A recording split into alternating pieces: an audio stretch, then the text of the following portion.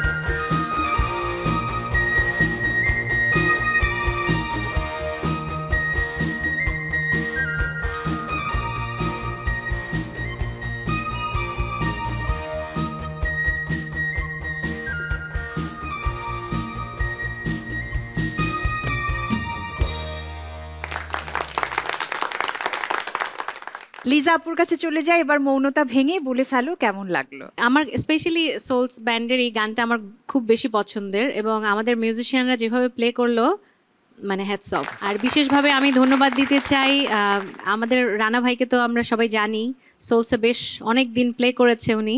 হ্যাঁ, সো আমি ওই পারফেকশনটাই দেখছিলাম, আর ঐতিহ্য একদম একদম তার সর্বোচ্চটা দিয়ে গাইবার চেষ্টা করেছে, সেটা বুঝতে পেরেছি। আমার কাছে খুব ভালো লেগেছে। বাহ, থ্যাংক ইউ।